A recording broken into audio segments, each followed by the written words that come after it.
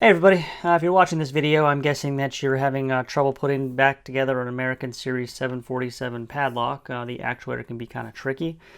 If you do want to see how to take one of these apart, I will link a video up in the corner at the end of the video of picking the lock. I do take it apart, and so that'll be up in the corner and at the end of the video. And now onto the matter at hand here to get one of these guys back together. You do need a flathead screwdriver or a shackle tool. Shackle tool makes it a little bit easier, but a flathead's not too bad to use, but I never get to use my shackle tool for anything, so I'm going to use it. Go over parts here. You got your lock body, of course. You got your shackle spring, your shackle. You got your cylinder, your actuator. Don't know what this is called, but it holds the bottom plate on. And you've got your two ball bearings. Just leave them there. And you have a little pin here that goes into the back of the lock when this actually retains the shackle in the lock. It doesn't go flying out. And then you have a set screw that keeps that pin from coming out. So to get this guy back together, what we're going to do is, first thing, I'm sure you can figure out which way the shackle goes in. You know, the longer side goes through the hole that goes all the way through the bottom.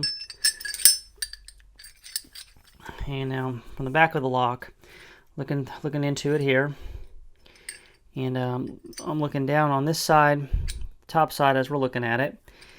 It is the side that actually the shackle, that the shackle comes out. And what you do is leave the shackle in so it's kind of blocking the hole. And you're going to take one of your ball bearings, angle the lock down so it drops into the hole. And so it's in there. Next thing we're going to do is put our actuator in. And this can only go in one way. The way it's shaped here, it'll only drop in one way. And of course it doesn't drop in the way you need it, but it will only go one way. So you gotta make sure that ball bearing is out of the way. And then you can just kind of fiddle with this a little bit. And it will, when it's lined up, it will go ahead and drop it. And if it's not going all the way to the bottom, it's because that stupid ball bearing just came out of its little hole.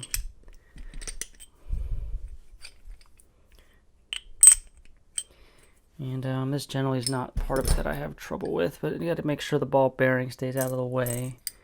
And I'm trying to, so you just kind of back the shackle out a hair and it'll drop out of the way. And you have to keep it angled this way, which I'm having trouble doing here. I'm trying to do it with the camera, but anyway, keep it down, and your actuator will drop, and it will drop all the way in.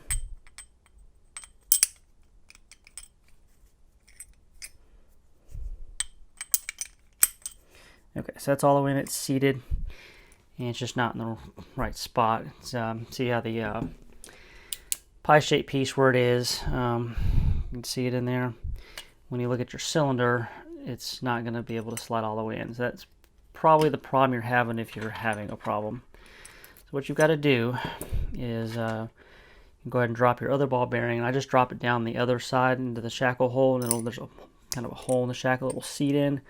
And as you drop it down, you'll be able to see the hole it goes into. And you'll be able to kind of just pop it in there so it goes in the hole. And then what you do is you take your flathead or your shackle tool here and go ahead and turn it clockwise just a little bit.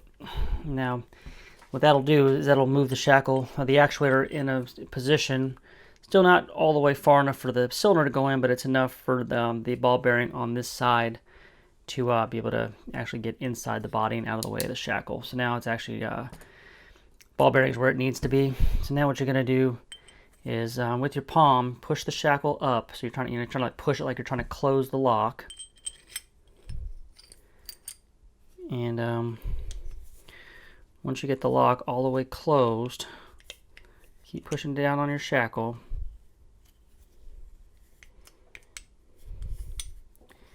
And this might take you a couple of tries here, but basically you just heard it drop all the way down like that. Nope, still not quite in the right spot. So, sorry. Gotta get it rotated around.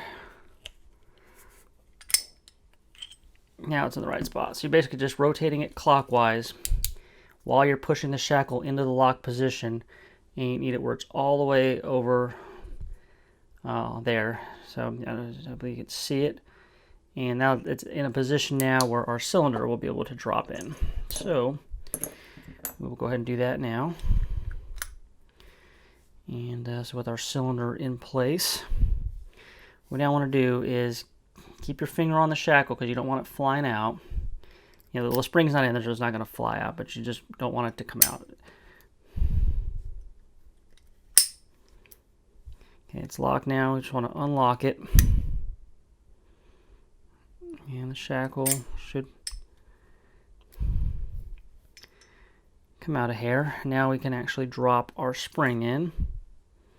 And then we can drop whatever that piece is called. Now here's the important part. Be careful pulling your key out. I try to not let the cylinder come out once it's in place and it's seated. And now from here, don't put this on the wrong way because the plug will pop up and it's kind of a pain in the ass to get it out if it does. So the flat part goes to the outside, okay? So you have the lock square, so you want the square piece being on the outside. So you're going to put this over like so. And at this point, we can lock the lock back. And we can drop our pin in. And then we can put our set screw back in.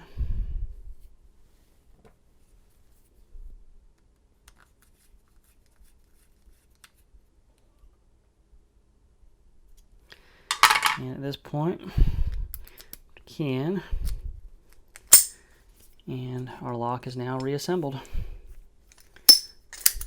All right, and that's all there is to it here. You just got to make sure you get that shackle in the right position, and you use the ball bearings to kind of hold it. And so that's pretty much all there is to it. And yeah, any questions or comments on that, you can drop them in the description here. I do check my YouTube quite frequently, and I'll try to answer any questions that pop up. Go ahead and lock my key back on here. And so that will do it for this video, guys, and we'll talk to everybody later.